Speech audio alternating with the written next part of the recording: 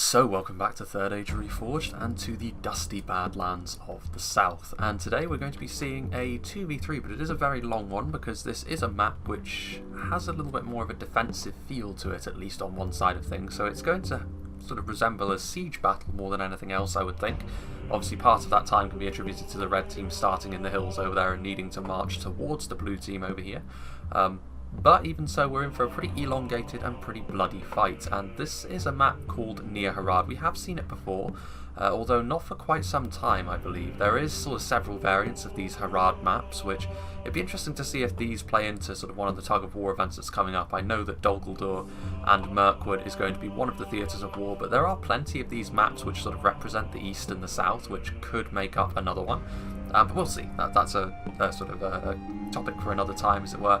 And this is still 0.96 rather than 0.97. I really need 0.97 to come out, if I'm honest. I really need some new stuff to talk about with regards to how some of the units interact with one another. I feel like I'm repeating myself an awful lot of late with regards to how some of the factions play off against one another. But fortunately, we do have a different map to talk about this time. So there should be some rather interesting play with regards to this defensive position here. A bit of a wedding cake going on, where you've got sort of several layers that can be defended. So we'll see. So obviously we have, on this side, we have the ELVES playing as Linden, alongside Lango, who's going to be playing as Dolanroth. So they're obviously going to be the forces of the Free Peoples marching into the south, and they're going to be facing off against Aroma the Great, who's going to be playing as rhudaur. They've certainly marched a long way along with Linden. Maybe they chased them down all this way. Rune, played by Katunka the Easterling, so he's definitely playing the right faction with a name like that. And finally, we have Isengard, played by Bot Mud. So, you know, it is good versus evil, so people should appreciate the lore friendliness, at least, of this battle, even if Linden and rhudaur are a very, very long way from home indeed. We'll go through rhudaur first, so we'll go through the attacks in general first. So Aroma the Great, who's playing as rhudaur. Rhudaur, of course, got a little bit more focus around the damage they can potentially deal. Even the units like the rhudaur clansmen here, as far as spearmen go, can do a decent amount of damage. The spear malice will still hurt them, of course, but the primary focus of the rhudaur clansmen is going to be their survivability, particularly with the armor upgrades, as you can see here. Along with those big shields, they make a pretty ideal vanguard in a situation where you know you're going to have to try and assault a very heavily defensive position, because they can absorb a little bit of pressure. Back here, the rhudaur swordsmen, they aren't quite as tough or survivable as the clansmen in front of them, without that armor upgrade that the clansmen have and the bigger shields. But the rhudaur swordsmen can, of course, deal more damage in melee to enemy infantry. They are swordsmen, after all, a little bit more focused around the grind on foot, and even so, they're still not bad. I mean, again, I've said it before, there's nothing too special about the rhudaur swordsmen, but they most certainly get the job done. And in these numbers as well, with 200 men per unit, you have to cut your way through a lot of them before they'll think about routing or just killing them all off entirely. But of course, the thing that sets rhudaur apart from most other factions is going to be their javelins, and the Etenmoor's troll hunters very often make up the central pillar of that, because they are heavily armoured and they do have a nice shield which runs counter to most of what rhudaur's faction is about. Obviously a little bit more fragile than most of the other, particularly the western kingdoms, it must be said. But the Etenmoor's troll hunters, of course, a lot of damage from their javelins, and they're not bad in melee either, even if the spear malice does come into effect. The Harad berserkers are the opposite of that, however. They don't have quite as much ammo, or nowhere near enough as much ammo really as the Etenmoor's troll hunters. However, they are much stronger in melee because they are essentially shock infantry in melee.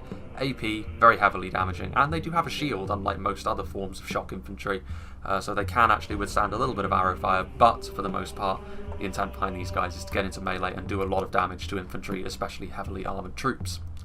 Over here, a couple of units of the Rhudaur pikemen. I'm big fans of the Rhudaur pikemen. I definitely think they're worth the extra that you pay for them over the standard Dunman pikemen. The shield certainly helps, but just in melee they do tend to be very effective. Similar sort of effectiveness to something like the Uruk-hai pikemen.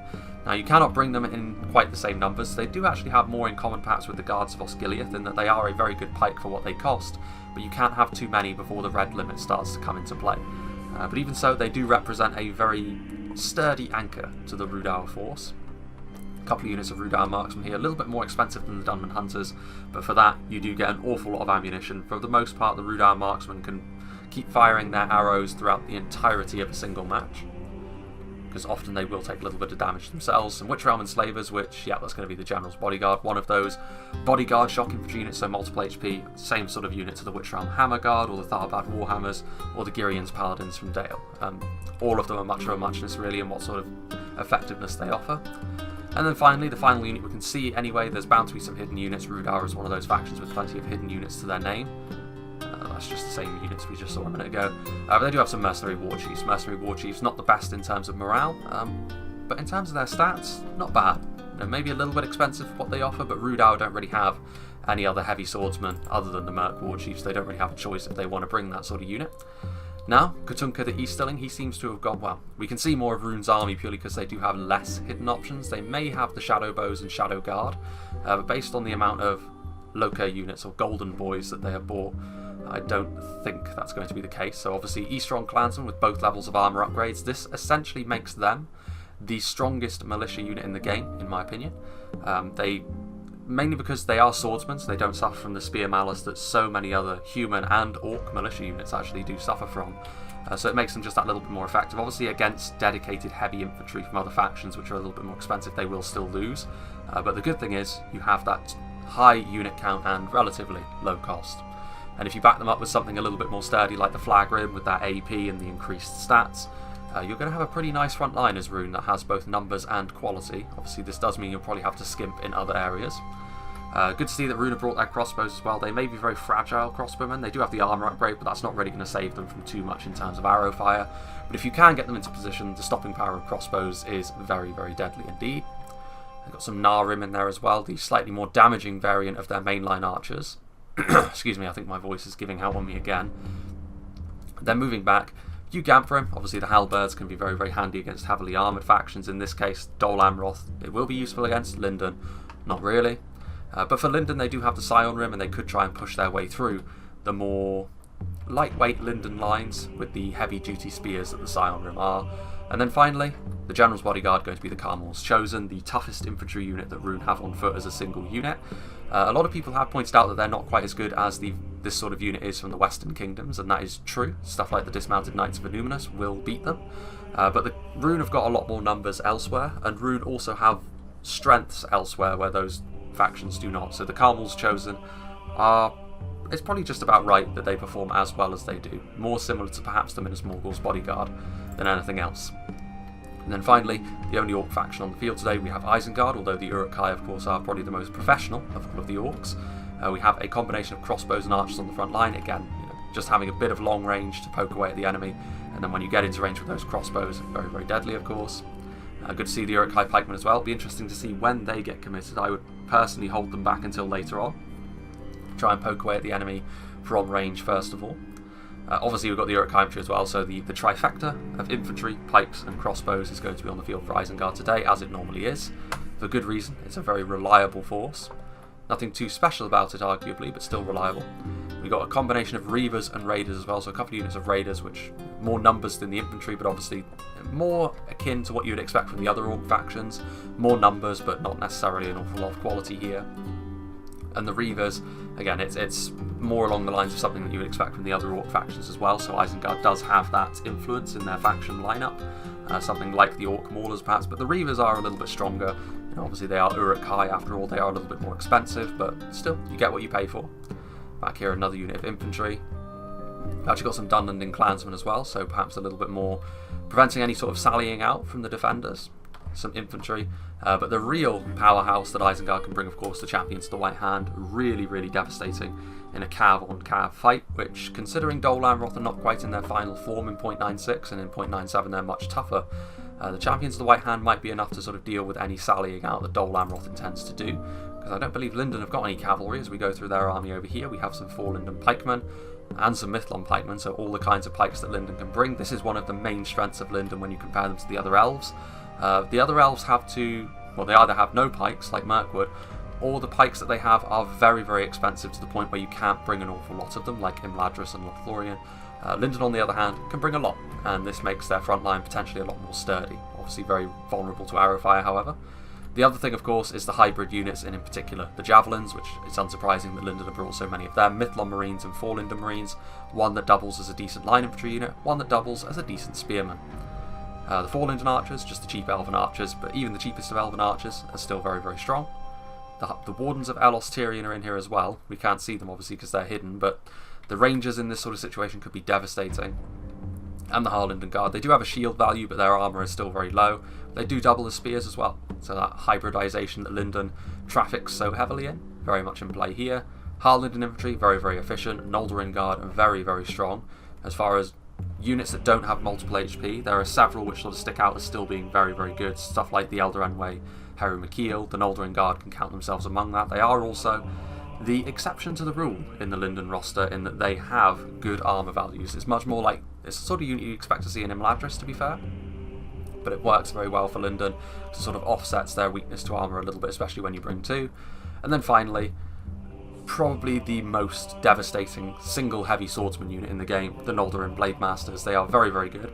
In 0.97, they might be getting a good armour score as well, because I know they're getting basically the same unit model with maybe a few tweaks as the Noldorin Guard, so they're going to have that sort of nice elven plate instead of the unit model that they have now, which you would think would give them more armour. They're also sort of trading in these rather fat curved swords for sort of more slender, sort of long swords, which I agree with as well. It looks much nicer.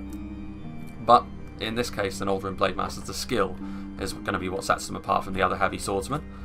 Now we move on to Dolanroth. They have got some Ethelond men-at-arms who have got the armour upgrades. They're going to be just that a little bit tankier, especially against other forms of line infantry, and they are going to need these numbers. They're going to need Dolanroth to pad out the line a little bit, because there's a lot of very angry orcs and evil men coming their way.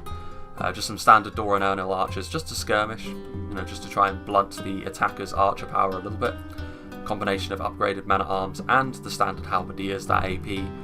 Useful against Isengard in particular, but also Rune.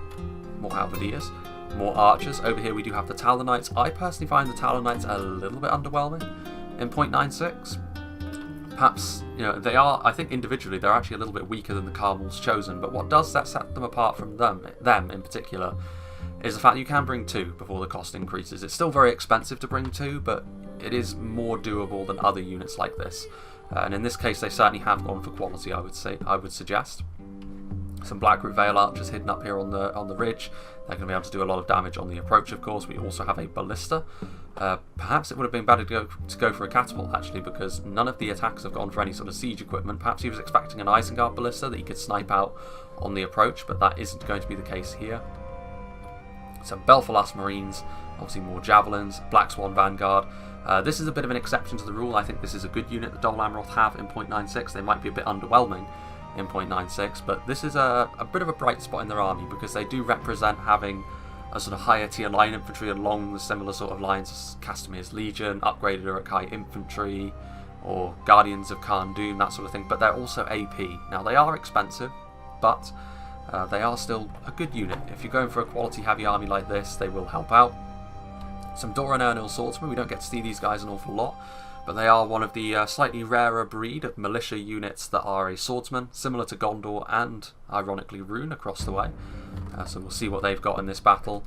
Of course, we actually have Imrahil, who's going to be in the Nimrodel Rangers unit. This takes away their ability to hide, but it also potentially frees up his stronger units for use a little bit more aggressively.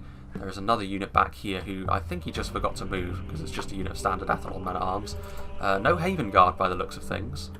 Or is that them? Nope, that's just Ethelon men-at-arms. So yeah, no Haven Guard, which is a bit of a surprise. The Haven Guard have proven themselves many times in the past, but a couple of units of Talonites, a decently balanced army, a couple of Rangers. Let's see how the defenders get on here. So I will of course make a little cut, because it's going to take the attackers a while before they march into place.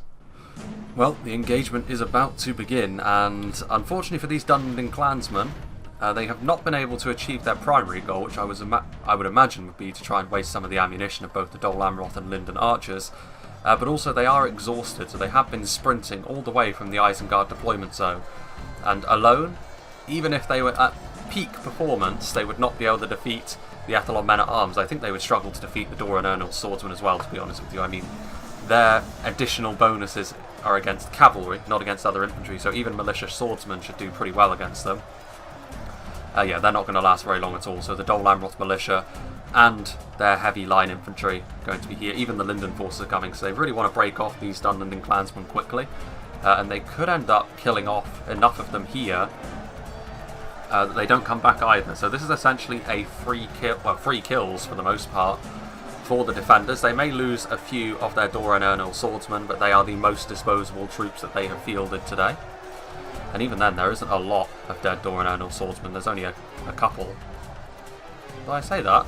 142? How much do they have in a normal unit? 143. So yeah, only one has died. 2 now. But yeah, this is not the sort of job which a unit of Dunlending clansmen can expect to do on their own at the best of times, especially not when they're exhausted and there are no reinforcements that are forthcoming. There are some champions of the White Hand that are moving forward. However, if they get into range, they're immediately going to find themselves getting shot up by both the Linden and the Dolanroth archers, you would imagine. Those Dolanroth archers actually shooting the Dunlending clansmen in the back and breaking them. With that amount of men in the unit, they could come back from routing, conceivably. But I don't think that the Dolanroth and Linden infantry is going to want to pursue them, because here come the champions of the White Hand. The assaults are already beginning. There is more than one way up onto this position, however. They can go around the attackers, which they should definitely do. They definitely don't want to just attack Linden and Dolanroth via one choke point, because that's going to be playing into the defenders' hands, especially with the quality that Linden have. You know, Dolanroth, for the most part, can consider themselves just a backstop to Linden.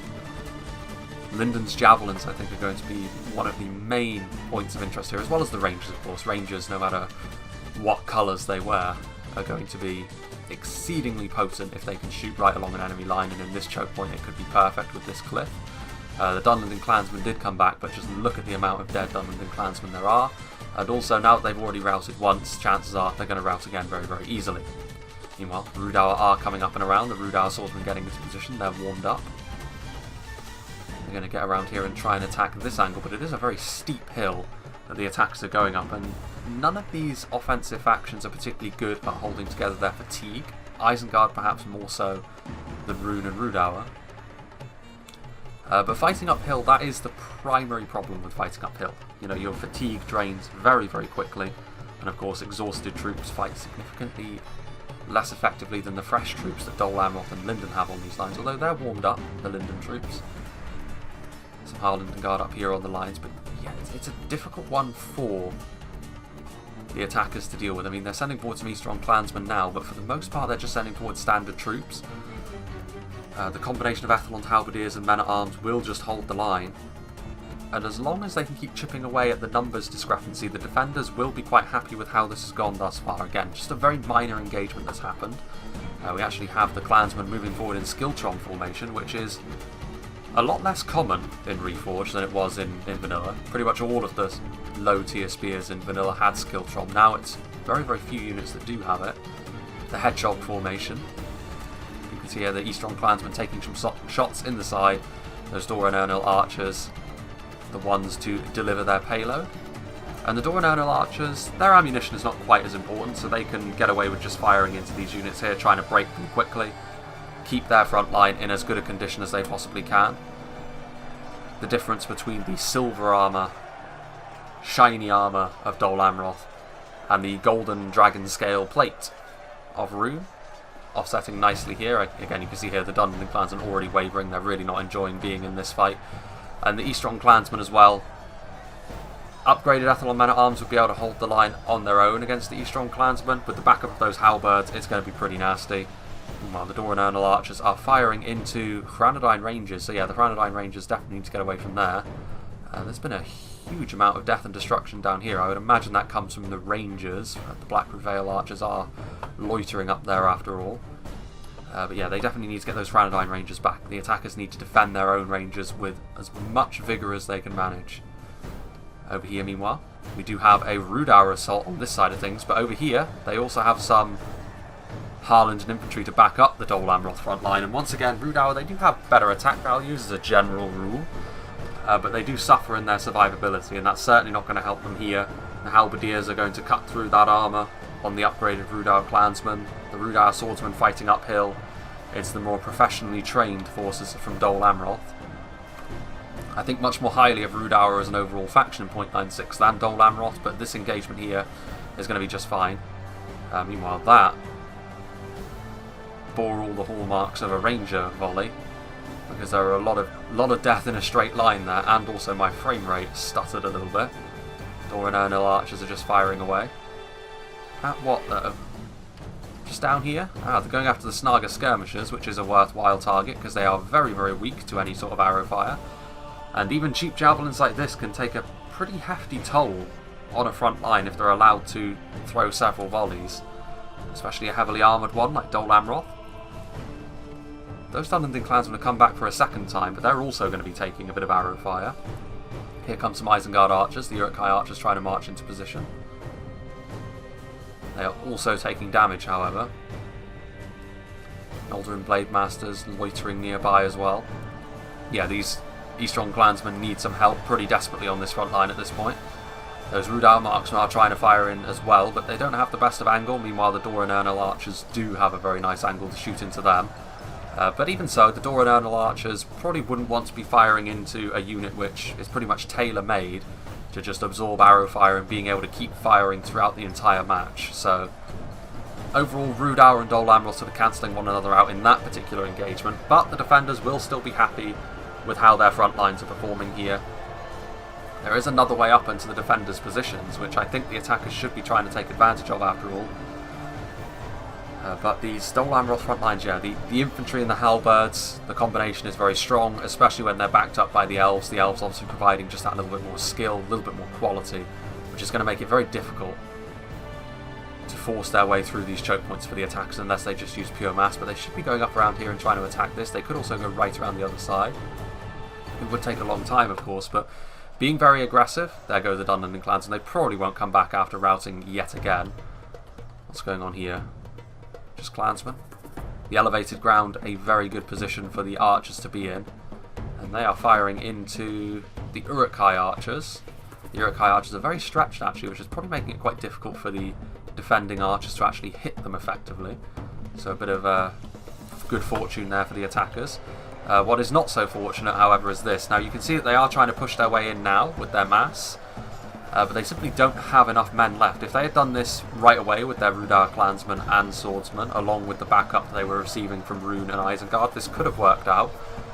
But they need spearmen on the front line. You can't just do this with standard swordsmen, especially not when the front line is still this strong. All you're going to really succeed in doing is getting your own men killed. Looks like there's actually a couple of... some of the swordsmen actually did manage to get through, but they're immediately being mobbed by the Dolanroth archers.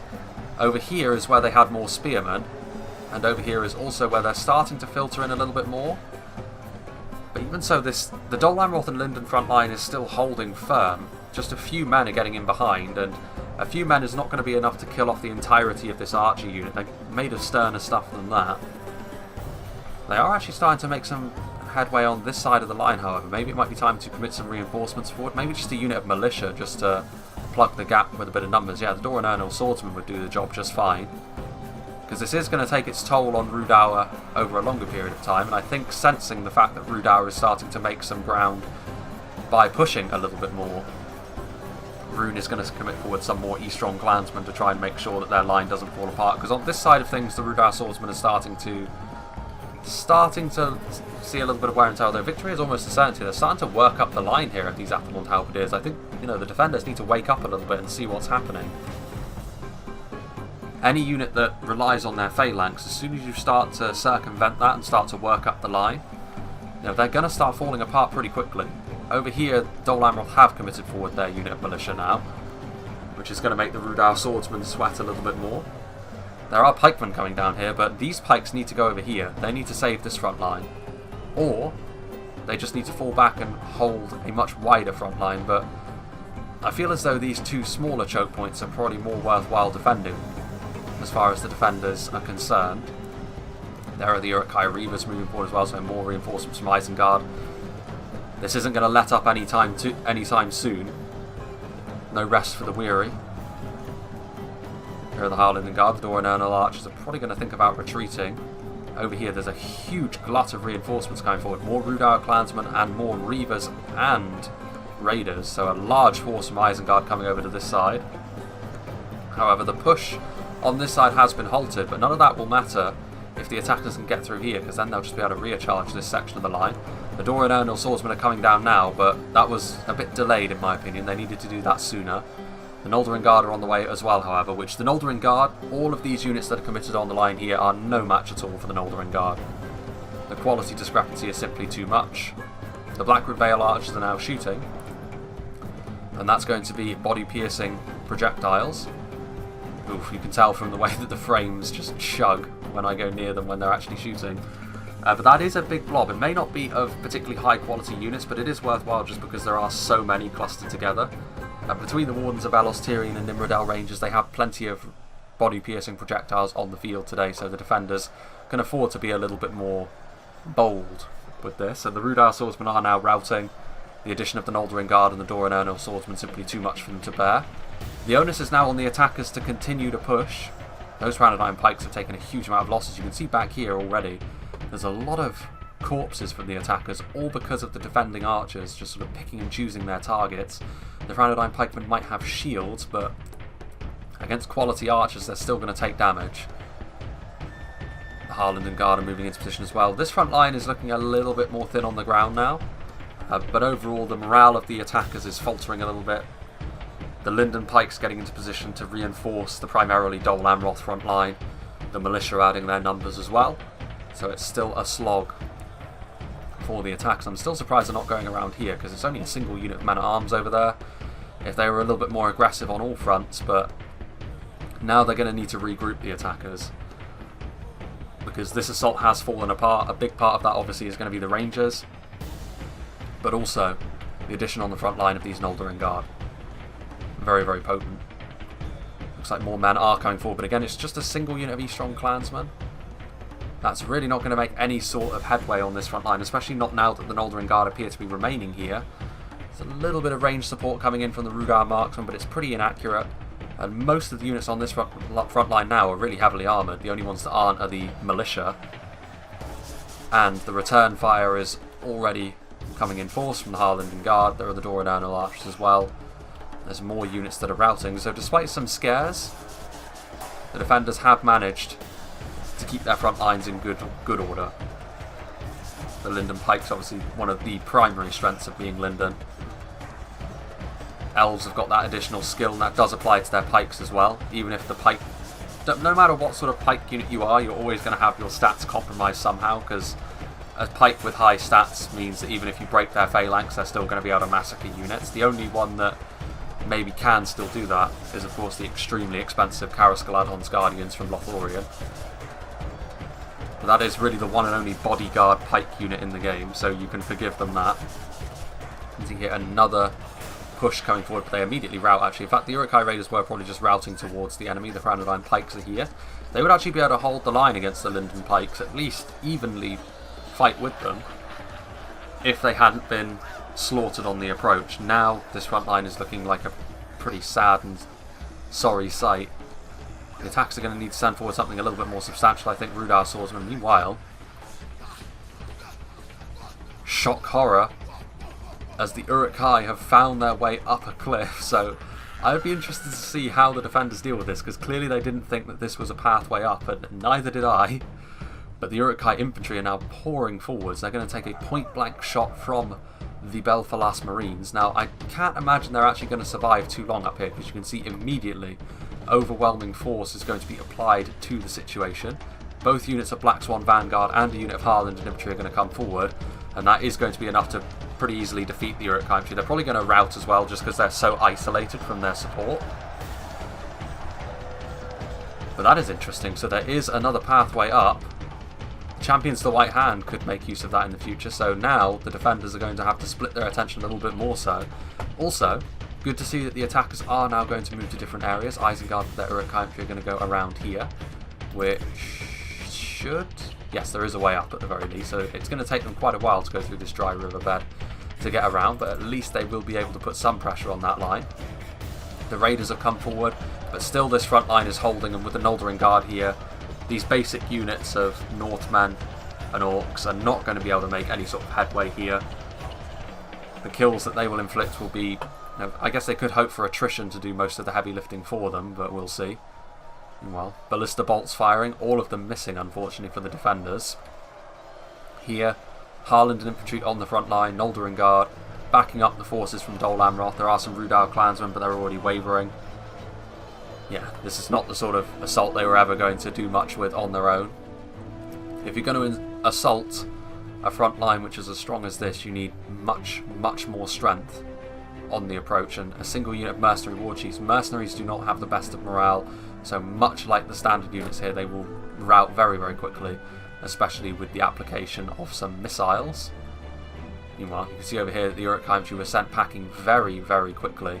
Both units of Black Swan Vanguard collapsing in on them, and the Highland infantry. But now the attackers do know they have another way up here, which it does make a good amount of sense. I just thought the darker terrain was impassable, but it might be steep, but that is certainly the sort of incline that you could walk up. The question is whether the attackers will take any more advantage of that. They still have a lot of manpower to their name after all. They had the much more men deployed on the field after all evil factions. One of the enemies was an elf faction, but so far the quality has been the main winner in this fight, particularly from the Noldorin Guard. Ever since they've set foot on the front line, none of what the attacks have thrown at the front line has really made any sort of impact. The Uruk-hai Reavers do have AP, but as we get in a little bit closer, the discrepancy in terms of skill and quality is too much. Like, they might get the odd kill, but for the most part the Noldorin Guard are just going to carve and slice their way through the Uruk-hai Reavers.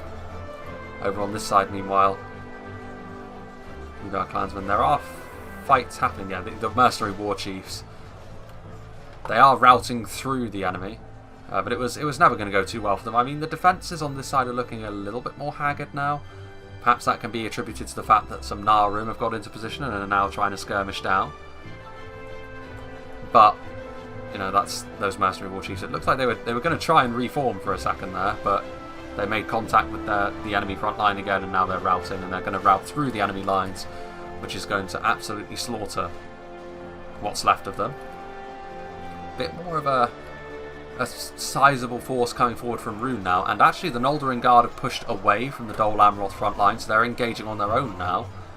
Minor details like that might be enough to swing this fight more in favour of the attackers. The Eastron clansmen, of course, will still die in droves to the Noldorin Guard. Now Dolanroth are moving forward in support. But I did also notice there are some Scion Rim. They might not necessarily be the best at killing, but that spear malice which comes with them. But they are much, much more tanky than all of the units that have been committed forward to the front line so far. So this assault will at least have a little bit more staying power to it, but they might need a little bit more killing power as well. Raiders, archers. Probably need to get a unit of archers into position a little bit closer. You can see now they're just shoring up the line. I think they're going to send over the Dolanroth swordsmen over there as well. I think they're trying to go for the flag room with their ballista. You can see they have fallen back from the front line a little bit. Bit of a massacre. Here comes the Uruk-hai Raiders, perhaps the ones that routed before are now coming back. And attrition will work more in the attacker's favour, you would imagine, just because of manpower. The defenders just hoping they run out of manpower before they do, which so far the ratio of kills is obviously going to be heavily skewed in favour of the defenders.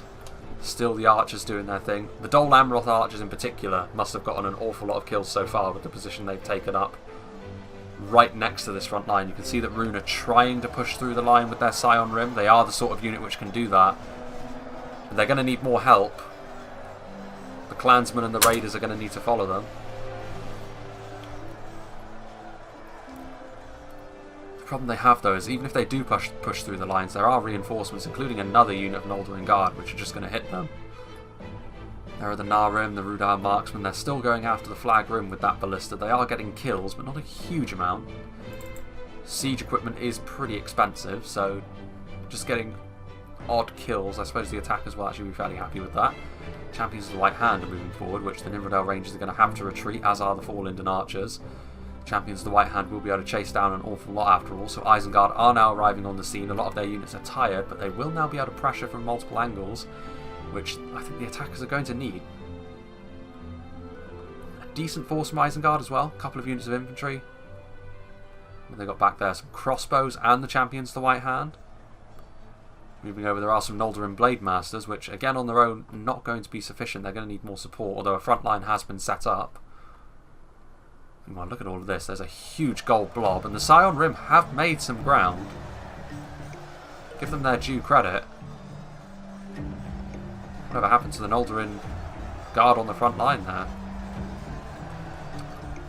suppose the sheer weight of numbers has had an effect, but the second unit of Noldorin Guard is now being committed forward, so the Scion Rim heroically moving in, but now unfortunately the Belfalas Marines in the ideal position to shower them with javelins. This is going to tank their morale and do an awful lot of damage. The AP, of course, that javelins have, and the Belfalas Marines, a very decent javelin unit. Again, much like the Gondorian Pelagia Marines, half decent in melee, I suppose. Not to the same level that the Linden javelins are, but even so. We've got over here some crossbows that are trying to get into position, but they immediately find themselves targeted down by all sorts of archers, which is good observation from the defenders. If those crossbows were allowed to get into position, a few volleys would be enough to really do a lot of damage to a unit of halberdiers. And the halberdiers are part of the backbone of this defence. Over here, Isengard are forming up their army, but I think they need to start thinking about moving in a little bit more quickly. Routing raiders all over the place, a lot of units routing from the front line. The attacker's stomach for the fight has been the main thing that's been called into question thus far. I mean, to be fair, the defenders have started to lose a few units on this front line. Rune's attack, with some units of a little bit more quality, like the Scion Rim, have yielded some results, but ultimately they are still going to take a huge amount of damage just because of the skirmishes they've got in place. Gnar Rim moving forwards, perhaps out of ammunition, as are the Flag Rim. This is a very thin front line at this point, so Rune probably could smash their way through here without any sort of reinforcements. Harland infantry are on the way, as are Nimrodel Rangers, however. Here we go. Gnar Rim leading the way with those scimitars. They may only be archers, but the numbers difference here is going to be a problem. Those Nimrodel Rangers are getting very close to an engagement, which they don't want to be in melee with. The Harland infantry are coming in now, which Harland infantry obviously going to be ideal for matching up with the Flag Rim. The Flag Rim's strength comes from their AP. Harland infantry not heavily armoured at all. But the Dolanroth forces won't enjoy facing the Flag Rim. Those Rangers, what are they going after? They're going after the Franadine Pikemen. A good choice. The body piercing, they're still very clumped together, denying rhudaur one of their most sturdy units on the front line. The Flag Rim are making their way forwards now. Another unit of men-at-arms thinking about getting involved, perhaps. The Scion Rim victory actually seems certain at this point, which is impressive. I imagine that is coming from the support they are getting from multiple skirmishes at this point. You can see here the Noldorin Guard. The Noldorin Guard should still win this, but they are taking ranged fire.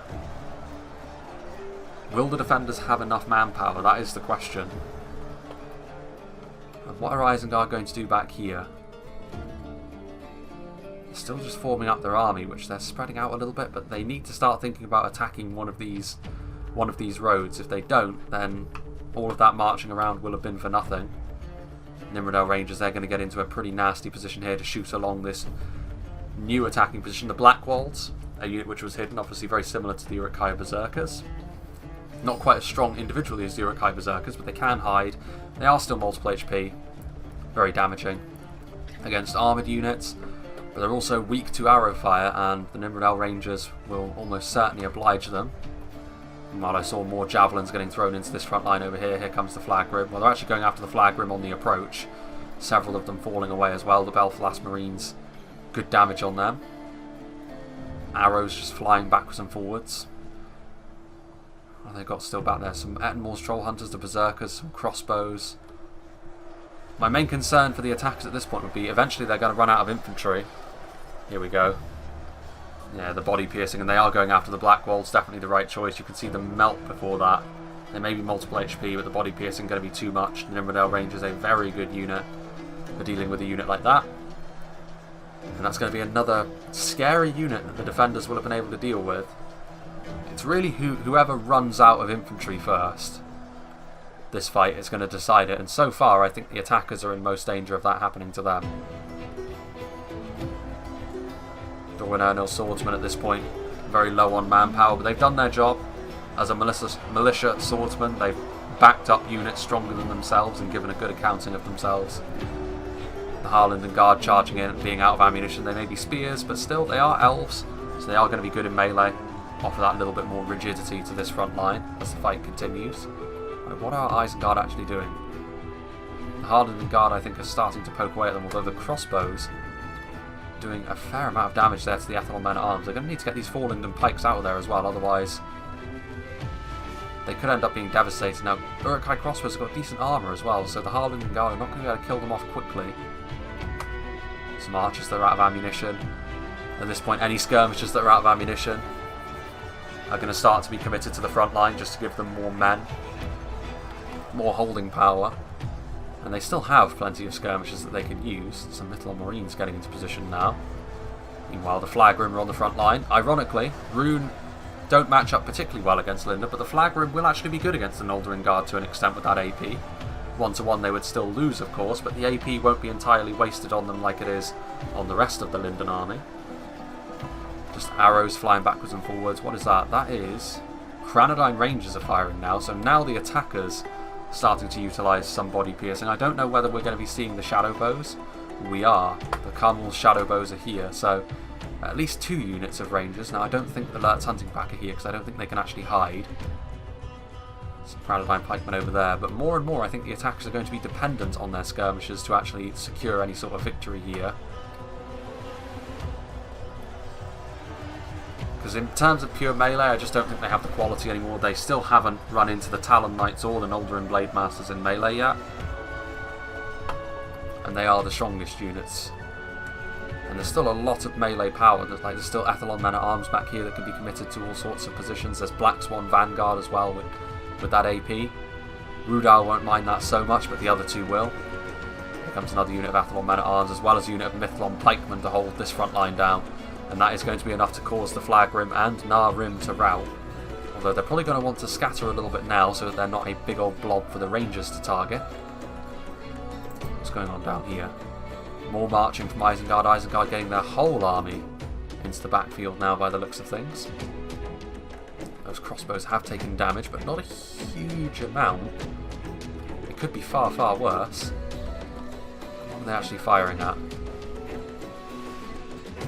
Firing, I think, at the Belfalas Marines. I mean, they do have a pretty ideal shot on them, but you can see here from the fact that the Belfalas Marines have pulled out their axes, they are out of ammunition. They're not bad in melee, but they're certainly not the sort of unit which Dolanroth would mind losing. If they could choose a unit to lose, this would probably be near to the top of the list, along with the out of ammunition Door and Ernal archers. So, to absorb some crossbow fire, they will lay down their lives for the cause. Mithlond Marines there, some more runic forces coming forward. Now the Gamp Rim, Scion Rim, Rune really throwing all that they have left in terms of infantry into another assault from the front here. But just listen to those body-piercing projectiles, and that's not going to be good for Linden. Their light armour is certainly going to work against them here. And they're going to need more reinforcements on this front line because the Scion Rim are coming forward in numbers, as are the Flag Rim. That, however, is Mithlond Marines, and Mithlond Marines are going to be able to do a lot of damage to these runic infantrymen as they march forward, as well as the other unit of Belfalas Marines. The Black Swan Vanguard are also ready and in position just in case they do need a little bit of extra assistance, but with all these javelins, Rune are most certainly not going to have a good time on the front line here.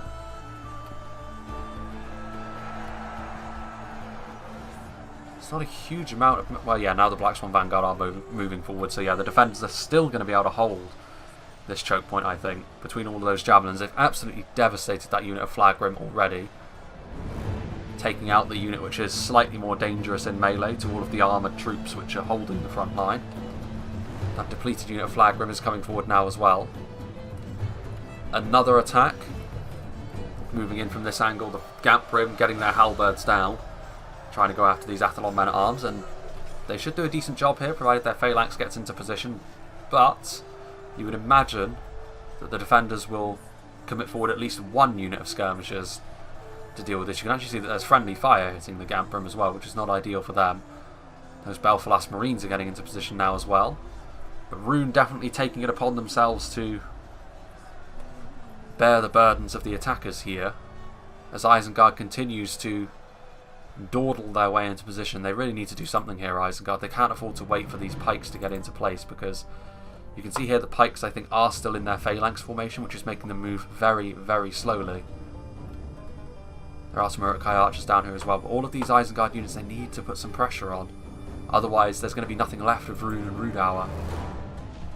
by the time they do make their move, and the defenders will be able to focus on them, because the defenders do have their hands full from the front here. If they do have an attack from Isengard come forward, looks like there might be something happening over there now, the defenders will be sweating a little bit, and that's what you need to do. You need to put pressure on them. You can't play into their hands. The Macemen, though, the Black Swan Vanguard holding down the front line. They are under pretty substantial archer fire, however, and some of that includes the Carmel's Shadow Bows, who have a very nice angle on them, actually. So both the defenders and the attackers losing men in droves on this front line at this point. This position still has to be defended, however, because I think the champions to White Hand are in the backfield now, but still, a rogue unit of infantry could make their way up here, and that unit of Black Swan Vanguard will be waiting for them. They still have the Talon Knights at the back as well. I think the defenders should be okay if this fight continues in the same fashion that it has thus far. The Black Swans, of course. The Black Swans, technically speaking, are still the vanilla model of the Swan Knight, just given a black colour and a mace,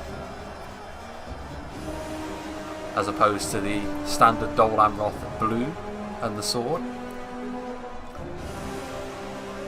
And Dolanroth would be woefully lacking in AP if they did not have the Black Swan Vanguard, so it's a very good addition to their army. More units coming forward. I think the rhudaur marksmen, are they out of ammunition? They're still carrying their bows, so I don't think so. There goes another volley from the javelins, hitting both the Scion Rim and the rhudaur marksmen once again, killing enemies in droves, and that's going to be enough to rout them off as well. They need to be careful they don't rout their own Black Swan Vanguard by shooting them in the back with their own ballista.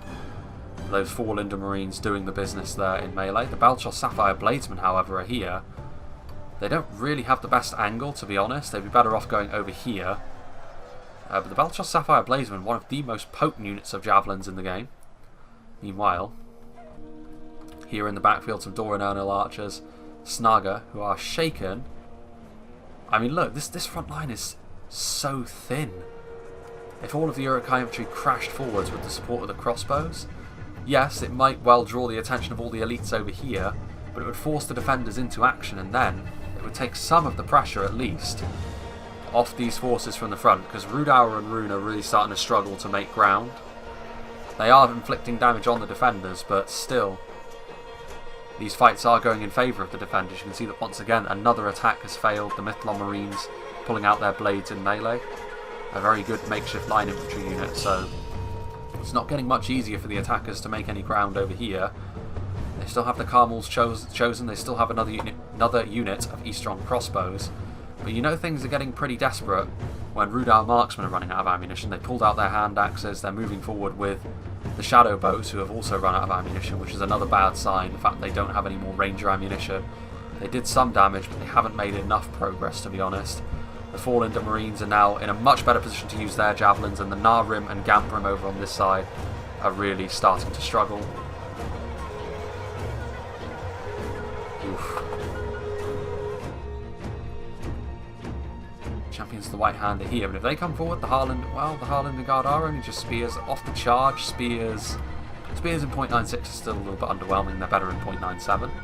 Right, are Isengard going to move forward? The longer they wait, the less likely victory becomes. We still have some archers, some pikes, and some more archers over here. The crossbows are moving in, getting ready to do some damage, but they're taking too long about this, Isengard. Their team needed them to do something a long time ago. I think victory may already be out of their grasp, actually. Having a look here on the front line, Ranadine Rangers and Carmel's Shadow Bows in melee. Rangers have got decent skill in melee, but in comparison to the heavy-duty infantry they're facing, they're not really going to make a great deal of ground up. Those crossbows you can see as well, just more crossbows getting killed. One thing I will give the defenders a lot of credit for is how well they've used their skirmishers. They've definitely targeted down the right things, the dangerous units they've gone for the most part. They've managed to deal with the crossbows, they've done a lot of damage to the pikes. When things blobbed up, they used their javelins and their rangers to quickly break up those blobs and send several units routing. And that's exactly the right sort of thing to do. Blackroot Vale archers charging down the Eastron clansmen in melee, just again to prevent them from firing as best they can. They are going to rout pretty quickly, I would imagine, because they're taking javelin fire from the Sapphire Bladesmen. But again, Sapphire Bladesmen using their javelins on lightly armoured, out of ammunition archers. The defenders will definitely take that. Right, meanwhile, looks like we do have some action from Isengard over here now. Well, I say that. Yeah, we do. We have some pikemen moving forwards, but they were trying to skirmish again, trying to sort of pick apart the linden lines. But once again, no real progress is being made, and Linden will be able to hold this position at bay, and with that archer support, they might even be able to defeat this Isengard push, because it's too thin on the ground. These pikes are going to need support if they're going to make any sort of progress. They tried to send forward the crossbows and Snaga to do some skirmishing. They need to just crash down with their infantry on something. Here are the crossbows. The Harland and Guard are being forced to charge forward by the crossbows, but charge forward they will. I can't imagine this is going to go too well for them. Yeah, the crossbows need to get out of there, and it wasn't the best charge either because they had to charge through their own men. They will still do a decent amount of damage just because the champions of the White Hand are so devastating. But the Harland and Guard are spears, so the champions of the White Hand do need to be a little bit careful. This might be the end of this single unit. Linden pikemen are over here, however. Just going to see how the front line is getting on. Still the bloody fight. Belfast Marines have pulled out their axes. The Gamprim are almost completely gone. The Blackroot Vale archers are routing now, being chased off by the Sapphire Bladesmen with their sort of large Karambit greatswords. Sapphire Bladesmen are very, very good in melee. But I just think the numbers are against them now. The position, they haven't managed to move this front line. Meanwhile, the Ferodrum Javelins, the Frandaline Berserkers and the Ettenwalls Troll Hunters, the full force of the rhudaur Javelins has now come forward, and this really, I think, is the final throw of the dice for this frontal assault. They need these rhudaur Javelins to do a lot of damage, and axe throwers, of course. Frandaline Berserkers doing a lot of damage there to the Linden Marines. But are the Linden Marines really the best target here for the Frandaline Berserkers? They're going to throw. They don't have a lot of ammunition, and I think they just used all of it on those Linden Marines, and they killed about half of them. They're a very good melee unit as well. Now they need to get into melee as quickly as they possibly can. Ferodrum Javelins trying to pick away at this front line. Ettenwalls Troll Hunters will probably try and do the same. Eastron Crossbows, Carmel's Chosen. There are the Sapphire Bladesmen. So more pressure being put on the defenders now, but is it too little too late? Isengard need to do their bit as well. You can see over here Mithlon Marines and Linden Archers. Victory seems certain for the Uruk-hai Pikemen. Uruk-hai Pikes and the infantry, of course, now working in tandem, and this is what should have happened sooner. They are taking losses. There are crossbow bolts and arrows being traded back and forth. The Mithlon Marines are going to use their javelins, and there is a pretty good position that they can fire into, throwing over the heads of their own men, and once again the javelins, that AP, it's going to be very, very devastating against the Isengard forces, and this is perhaps what Isengard were trying to avoid by being more conservative, but the javelins were never going to go away. They were going to be used either on Isengard or the armies from the front, so I think just trying to push forward with the mass was the right way to go about things. Meanwhile, those Linden pikemen are pushed forward now, and the pikes will do damage to the champions of the White Hand, as it has proven to be. The champions of the White Hand are not being pulled out, and they're not going to be as scary when they're facing down pikemen. Already this unit is looking very, very depleted. So Isengard's attack's not really coming to anything. What have we got here? Black Swan Vanguard defeat seems certain. Well, they are going up against the similar coloration of the silver and black and red of the Carmel's Chosen. However, here come the Mithlon Pikemen to just shore this line up again, and even the Runic elites are not going to be able to push their way through all of this. Even with the support of the Ettenwalls Troll Hunters, you can see the Ferodrum Javelins looking like a very sorry sight now, having been focused down. The Warns of Elos Tyrion in position. Frandaline Berserkers and rhudaur Marksmen here just trying to do their best, but they're outnumbered and outgunned on the front line. The Frandaline Berserkers really represent the only very powerful unit they have left. I mean, where are the Witch Realm Enslavers? They're way back here. They're marching now, but I mean, they may as well come forward. They're needed on the front line. Even with them, I don't think they would win, but the effort can at least be made. Men-at-Arms and Talon Knights being shifted over to the Isengard front. The Nolder and Blade Masters being pushed down here. We're within the final 10,000 frames. And the defenders very much on top. Dolanroth archers being pushed forward into melee. Just more men that the attackers just cannot push their way through. Here come the Talon Knights, and now Isengard's dawdling is going to be punished, as now the defenders turn attackers. And this position has fallen to pieces. They're going to send over some infantry, but the infantry is going to be going up against a Dolanroth counter-attack, which includes both units of Talon Knights, so they're not going to be able to hold the line. Over here, the Mithlon Marines have been pushed into melee, but their primary job has already been done. They've already softened up this Isengard front line enough to the point where the Uruk-hai infantry and pikes are not going to be able to break through. Still, arrows being traded back and forth and bolts. Crossbows doing their best, and they have done a lot of damage to these Linden archers, but again, when the attacks have done a lot of damage with their high profile units, they've done it on stuff like Linden archers, Linden marines, stuff that isn't really the sort of thing that you want to go after units with your high profile skirmishers with. You want to go after stuff like rangers or high profile infantry so you can break the enemy front line. Here are the Wards of Elos Tyrian. Very possibly the best unit of rangers in the game, although that is an unsightly waste as they bury all of their arrows into the sand. Yeah, the Wards of Elos Tyrian, they've got 6 missile damage instead of 5 because they're elves. And also they're dual wielders in melee, so they have a little bit of extra skill in melee, which sets them apart from something like the Delupeng, Em and Dwyer from Mirkwood. The rest of Mirkwood's skirmish line is obviously stronger than Linden's. I'm trying to think. The Lurt's hunting pack though do have multiple HP, as do the ones of Minas Ithil, but overall they have smaller units, which the DPS on the ones of Elos Tyrian is going to be better. The Ballista is firing, getting primarily friendly fire. Victory seems certain actually, although I would imagine that's going to change very quickly. Now that the Noldorin Blade Masters are on the front line, the Carmel's Chosen cannot hope to defeat them. Meanwhile, it's going to be nasty for Isengard as they find themselves bottled up in this canyon. Belfalas Marines, Talon Knights, Ethelon Men-at-Arms are moving forward, some Linden Pikes as well.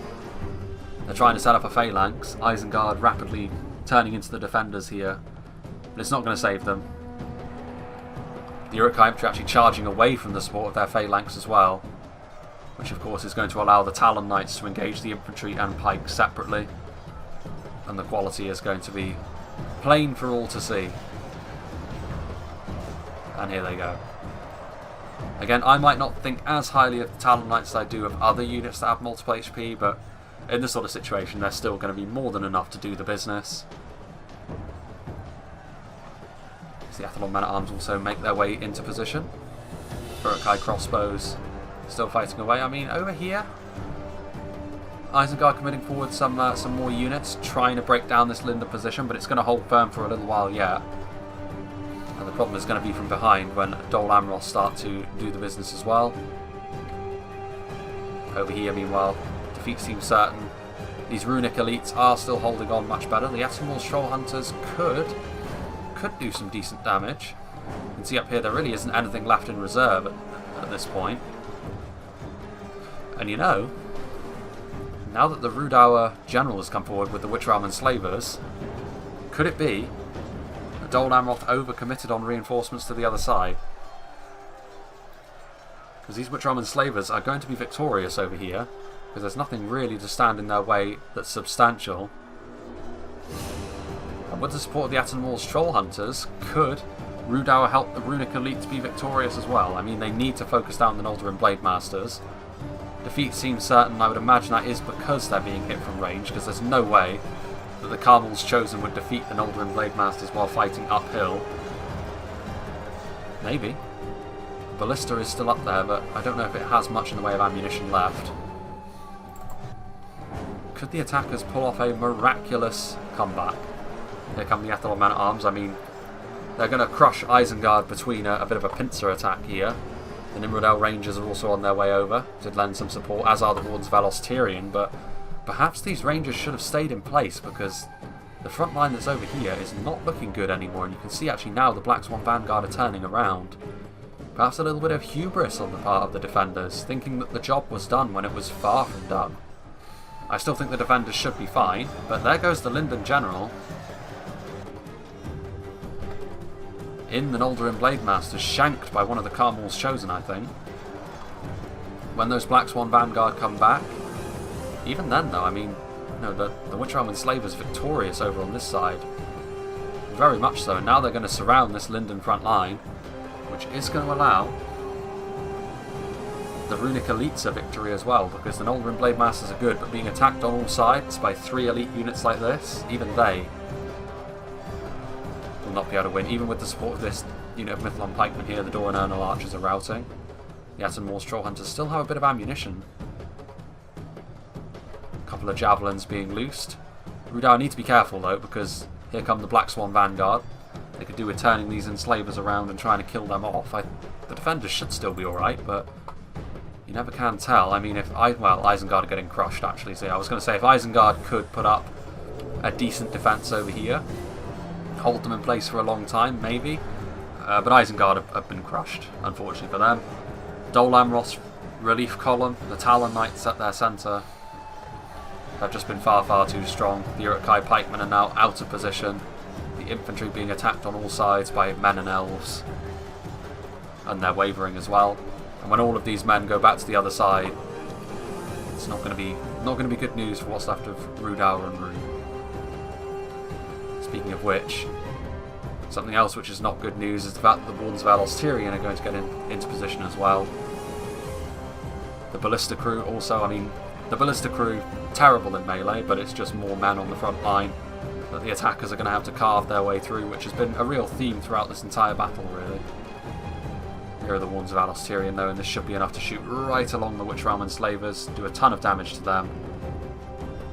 The Noldorin Blade Masters still fighting hard on the front line. And that is going to be nasty. Bit of friendly fire there as well, but very much worth it to cripple the attackers. Carmel's Chosen have taken a lot of damage as well. You can see just how superior the Noldorin Blade Masters are in melee. There are the Attenmore's Troll Hunters, just being committed to melee now as well. A long battle though for this hilltop, and a long battle which has ultimately ended in victory for the defenders. I feel confident in proclaiming that. The forces of Isengard here still holding on, but it's going to be a futile gesture. The Mythlon Marines getting in here as well to support the Dolanroth troops.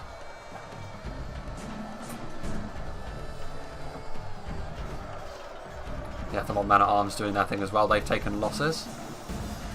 The Uruk-hai infantry fighting hard against them. This is going to be all she wrote for Isengard. They are going to be the first army to fall apart completely. The pikemen are still fighting on the front lines, but they are not going to last much longer. And that's going to be the end of Isengard.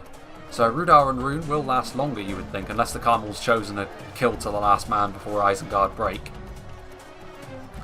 Which would leave Rhudaur as the last men standing for the attackers. Attenmore's Troll Hunters still have ammunition, they're trying to use it, but the Ballista crew getting in their way.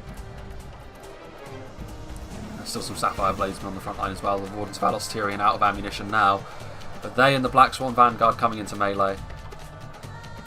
And that's going to be the final nail in the coffin. What's going on over here? So that should be all of the Isengard forces gone now.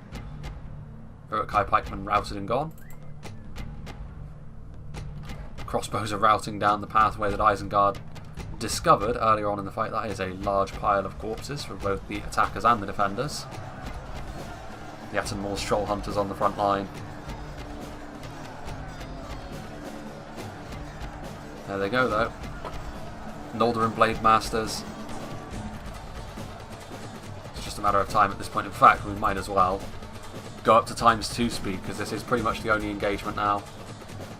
And they're going to need to wait until when the Talon Knights arrive on scene. That's going to be what breaks them completely. Although even still, with the Noldorin Blade Masters and the Wardens of Alos Tyrian, that should be enough to kill them, to be honest.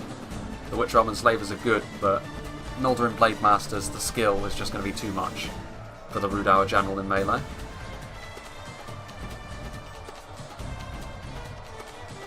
But damn, what a good fight. You know, there was a...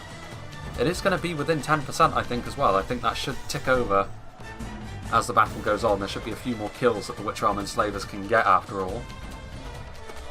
a close one, but ultimately I think that the way the defenders played it, they did deserve the win. The attackers weren't quite organised enough to take advantage of their superior numbers and the multiple angles of attack. Isengard were a bit slow.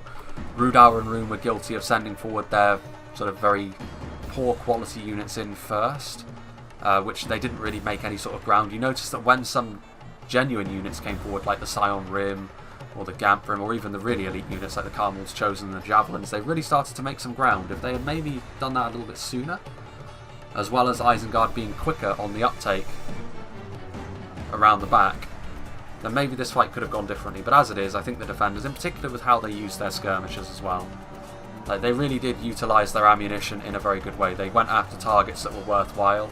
They only went after low tier units if they were blobbed together, so they had lots of kills from that.